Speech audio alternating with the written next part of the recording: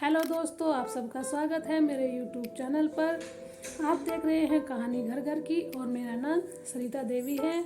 मैं आपको आशा और उसकी फ्रेंड की कहानी सुना रही थी। आशा के गांव में होने वाली एक घटना के बारे में। उसका किस्सा दोस्तों अब समाप्त हो चुका है। इस कहानी में नया मोड़ लेती है आशा की फ्रेंड, जो कि बच्चे थे। यही सब कुछ चलते हुए वे गाँव में स्कूल छूट चुके थे, पढ़ाई कर नहीं पाई थी और जो माता पिता थे वो मजदूर थे, अपना खेती बाड़ी में काम करके अपने घर परिवार का खर्चा चलाया करते थे। दोस्तों आशा और उसकी फ्रेंड घर पर रहते थे। वह अपने मम्मी पापा के साथ उनके काम में हाथ भी बटाते थे। तब भी उनके मम्मी पापा खेत से आते थे, वो उनके लिए तुरंत पानी या ठंडा लेकर पिलाने के लिए सामने हाजिर हो जाते थे। जैसे कि दोस्तों आशा एक छोटी 6th-8 क्लास की लड़कियां थी और उसकी फ्रेंड भी ऐसा ही करती थी। दोस्तों उन्होंने अपने मन में ये ठान लिया था कि अगर हमारे माँ बाप मजदूरी करते हैं तो हम उनकी सहायता करेंगे और घर के कामों में उनका हाथ बटाएंगे। घर के कामों में आशा की फ्रेंड जैसे कि पहले भैंसा हुआ करती थी और जंगल से चारा लाते थे, और वो घर में जैसे झाड़ू लगाना, बर्तन साफ करना या सब्जी की कटिंग कर देना या साफ सफाई करना, मतलब कई तरह के काम वो लोग घर में किया करते थे। उन सभी कामों में से थोड़ा थोड़ा टाइम निकाल कर वे अपना माता पिता की सेवा करते थे। जैसे कि उनको खाना बनाना नहीं आता था और उनके माता पिता जंगल से लेट आते थे। जैसे ही उनके माता पिता जंगल से आते थे, वो सब्जियों की कटिंग करके रखते थे। मसाले सिल पर पीसे हुए होते थे पहले, तो सिल पर पीस कर वो एक कटोरी में निकाल कर रख देते थे। जैसे ही उसकी माँ खेत से आती थी तो वह सब्जी कटी हुई देखकर बहुत खुश हो जाती थी। वो अपने हाथ मुंह धोकर बच्चों के लिए भूख लगी होती थी तो खाना बनाने के लिए रेडी रहती थी। और जो उनके पिताजी हुआ करते थे वो घर से घेर बहुत दूर हुआ करते हैं और वो तुरंत घेर में जाकर डंगरों के लिए चारा काटते थे, भैंसों को नहलाते थे, सानी करते थे और घेर में साफ सफाई करके अपना भैंसों को धूप और छाँव में बदला करते थे। सुबह उनके माता पिता जो है 5 बजे उठ जाते थे और डंगरों को सानी करने के बाद वो दूध निकालने के बाद तभी घर आकर खाना पीना खाकर सुबह खेत पर निकल जाते थे। जैसे कि उनकी माता भी उनके साथ जाया करती थी तो वे घर के सारी तैयारियां बच्चे ही संभाल लेते थे। अब दोस्तों वे इतनी बड़ी तो होती नहीं थी, ना ही उन पर खाना बनाना आता था और ना ही कुछ बड़े बड़े काम वो कर सकती थी। उनकी माँ को तब बहुत अच्छा लगा कि मेरी लड़कियाँ बिना कहे ही मेरी कितनी मदद करती है। उनकी माँ उनके चेहरे को देखकर खुश हो जाती और बोलती कि बच्चों ये आपकी खेलने की उम्र थी, लेकिन इसमें आप लोग मेरा काम कर रहे हो, ये मुझे बहुत अच्छा लगा। और जैसे कि बच्चों को भूख लगी होती थी तो सुबह ही हल्का खाना बनाकर चली जाती थी नाश्ते के लिए। जैसे कि गांव में हल्के खाने में होता है लस्सी, गुड़, नमक की रोटी, अचार, ये सब गांव का शुद्ध खाना होता था। और दोस्तों जैसे ही दोपहर का समय होता था वो खेत से आते थे तो तभी जो आशा और उसकी फ्रेंड हर रोज़ ऐसे ही करते थे। सब्जी काट के रख ली, चूल्हे पे पोछा लगा दिया, झाड़ू लगा दी, उसको बोलते हैं पोतना करते हैं। चूल्हे पर कच्ची मिट्टी के चूल्हे होते थे, साफ सफाई करते थे और जो जितने बर्तन गंदे रहते थे उन सबको साफ कर देती थी। और साथ में घर के जैसे कि कपड़े धोने, उनको फैला के आना और बीच में वो अपने घर से घेर में जाने के लिए डंगरों के लिए घास डाल के आ जाना। नल चलते थे, बहुत दूर से पानी ला ला कर भैंसों को पानी पिलाया करती थी। ऐसे ही उनका जीवन दोस्तों बीत रहा था, आशा की फ्रेंड और उनका आशा का। तभी दोस्तों उसकी मम्मी जो है, मम्मी तो पहले कहते नहीं थे, माँ कहते थे, माँ और पिताजी। अपने बच्चों के मुंह से माँ सुनकर और पिताजी सुनकर उन्हें बहुत अच्छा लगता था। और उनकी माँ जंगल से आकर जल्दी जल्दी सब्जी बनाकर आटा गूंथकर रोटी बना दिया करती थी अपने बच्चों के लिए। तभी बच्चे खाना खा करके अपने अपने काम के लिए फिर जुट जाते थे। जो आशा थी उसको पढ़ाई का बहुत शौक़ था और उसकी फ्रेंड को भी। वे चाहती थी कि काश हमें कहीं से पढ़ना मिल जाए, क्योंकि पहले कोई ट्यूशन तो पढ़ाता नहीं था। धीरे धीरे वो हर रोज़ नकल के द्वारा ही किताब, जो उनकी जो किताबें थी उसी में से रोज़ नकल करने लग जाती थी और करती रहती थी। जैसे ही उनके माता पिता उनको खाना खिलाकर दोपहर में नींद लेते थे 1-2 घंटा आराम करने के लिए, क्योंकि जंगल में बहुत दूर दूर तक घूम के आना, घास लाना डंगरों के लिए और खेत में काम करना बड़ा ही हार्ड काम होता है। तभी दोस्तों जो आशा और आशा की सहेलियाँ थी, तब वे सोते थे दोपहर के टाइम, तभी सभी लड़कों को बुलाती थी। वहाँ 4-5 लड़के रहते थे और वे उनकी फ्रेंड और आशा, वे वहाँ पर गेम खेलती थी। जैसे कि एक गेम होता था पहले जिसमें 5 के सिक्के, 10 के सिक्के, 20 के सिक्के, बहुत सारे सिक्के इकट्ठे करके एक छोटी गुल्लक बनाते थे कच्ची मिट्टी में, और वो सिक्के मिलाकर सभी अपने अपने 20-20, 30-30, 40-40 सिक्के डालकर एक गोली होती जैसे कंचे बोलते हैं जिनको, इसी तरह में उस गुल्लक में डालकर खेलते थे। जो आशा थी, आशा का निशाना उनमें इतना सटीक और इतना अच्छा था, जब भी वो ज़्यादा पैसे की वो बारी आती थी फेंकने की या खेलने की, जो उनके दोस्त थे और उनका निशाना इतना अच्छा नहीं था, लेकिन जो निशा थी, निशा और आशा, उसका निशाना एकदम ज़बरदस्त था। तब भी वो हमेशा 1-2 सटीक निशाने में ही उन सारे सिक्कों को जीत लेती। और जैसे ही धीरे धीरे कर कर वो खेलती रहती, तभी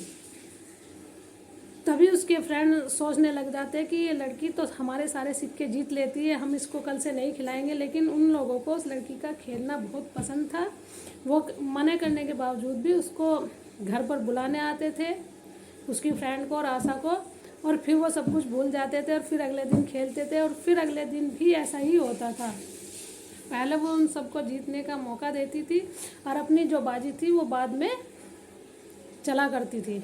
जैसे ही सभी लड़के लड़कियां सिक्के खेलते हैं गांव में दोस्तों, ये एक बहुत मज़ेदार खेल होता था। सभी की बारी बारी आती थी, गुल्लक से सिक्के उठाते थे और जो है जेब में डालते थे, और फिर झुककर जब हम उस गुल्लक में डालते थे, शरीर की एक्सरसाइज के साथ साथ बार बार उठना बैठना, हर बार सिक्कों को उठाना, हर बार डालना। जिसकी भी बारी आती थी तब तक वो सिक्के सबसे ख़त्म नहीं हो जाते थे और उनमें से कोई एक विजय नहीं होता था।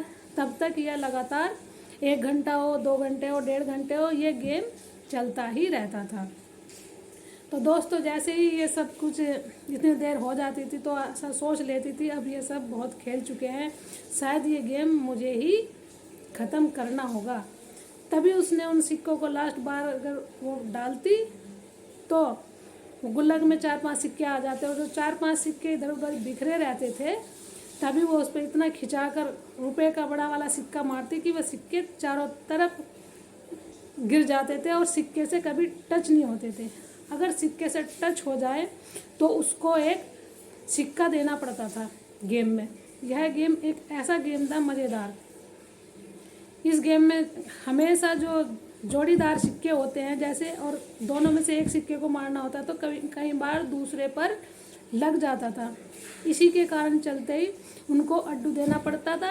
और जो भी दोस्तों, किसी भी बच्चे को अच्छा नहीं लगता कि उसके माता पिता ज़रूरत से ज़्यादा काम करें और तब परिवार का भरण पोषण हो सके। परिवार में सभी मिलकर बहुत काम करते हैं, अच्छे से अपनी जिम्मेदारी निभाते हैं। दोस्तों अब चल रहा था निशा और आशा रोटी कैसे बना रही है। रोटी बनाते समय आशा ने पहले दिन जो उसने कोशिश की तो वो आटा गूंद रही थी, आटा में ज़्यादा पानी गिर चुका था, तो वो उससे परेशान होकर उसने उसे छोड़ दिया। फिर उसकी माँ खेत से आई और उसकी माँ ने उसको बताया कि बेटे अगर आटे में ज़्यादा पानी गिर जाती है या गिर जाता है तो हम उसमें और आटा मिलाकर उसको अच्छे से गूंद लेते हैं। अब क्योंकि दोस्तों गांव में 2-4 सदस्यों का परिवार तो होता नहीं, एक परिवार में 8-10 सदस्य होते ही हैं, और उसके लिए आटा गूंदने में भी थोड़े बड़े हाथ और हिम्मत की ज़रूरत होती है, क्योंकि आटा गूंदने के लिए उसमें ताकत भी लगानी पड़ती है। जब भी दोस्तों उसकी माँ ने उसे आटे को गूंदना सिखा दिया। फिर जैसे उसको आटा गूंदना सिखा दिया, धीरे धीरे उसकी माँ ने उसे रोटी बेलना, यानी कि गांव शहरों में बेलन तो होता नहीं, हाथ होते, हाथ से धीरे धीरे रोटी बनाने के लिए बताया। जैसे ही आशा धीरे धीरे रोटी बनाकर अपनी माँ के सामने बैठ गई और तवे पर डाल रही थी, तो उसको रोटी डालनी आ ही नहीं रही थी। वो बार बार सोच रही थी कि माँ मेरे हाथ जल रहे हैं, मेरा हाथ जल जाएगा, मुझसे रोटी नहीं डलेगी। फिर उसकी माँ ने कहा कोई बात नहीं, आप मुझे रोटी धीरे धीरे छोटी छोटी बनाकर दो, ताकि मैं इसको तवे पर डाल सकूं। तभी धीरे धीरे उसकी हिम्मत बढ़ी आशा की, और वो बहुत ज़्यादा आटा गूंदा हुआ होता था, करीब 2-3 किलो। तो धीरे धीरे पहले सभी आटे के थोड़े थोड़े पेड़े बना लेती है, और फिर रोटी बना बनाकर अपनी माँ के हाथ पर दे देती है, माँ तवे पर डाल देती है। जैसे ही उसे यही सब करते करते रोज़ आधा 1 घंटा हो जाता था, धीरे धीरे एक दिन उसने हिम्मत करके उसने वो रोटी तवे पर डाल दी। तो आशा को इतनी खुशी हुई जितनी उसको खेल के भी नहीं हुई थी। उसे लगा अरे वाह, अब तो मैं ये सब कुछ सीख गई हूँ, कितना आसान था, माँ मैं तो यूं ही डर रही थी, वाह ये तो बहुत अच्छा है।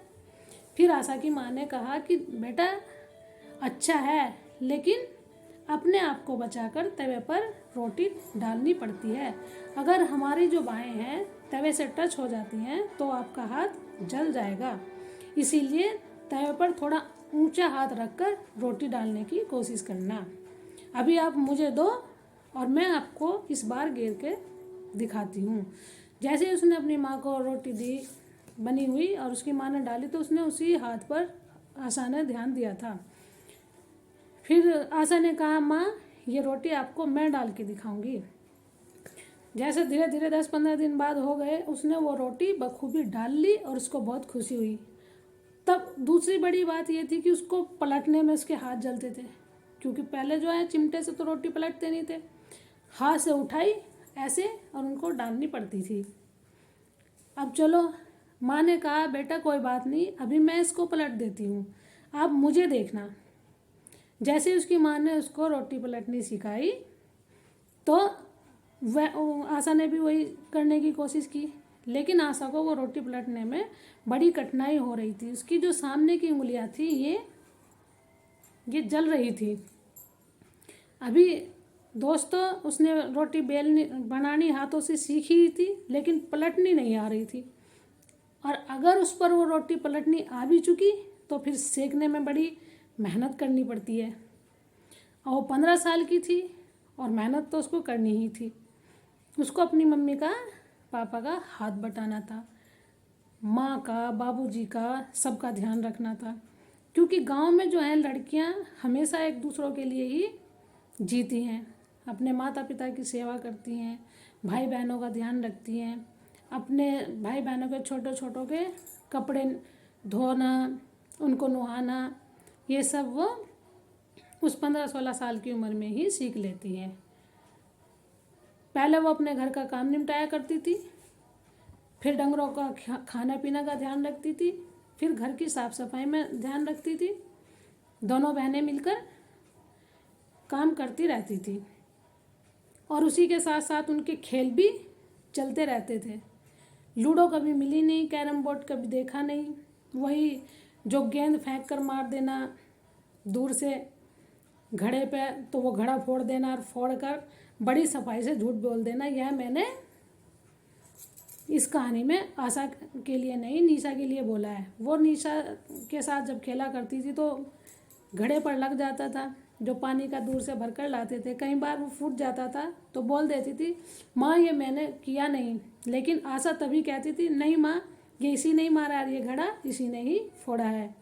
तो तभी वो उसकी पोल खोल देती थी। तभी दोनों बहनों में कुछ देर के लिए लड़ाई हो जाती थी, वो रूठ जाती ओके, बाय बाय।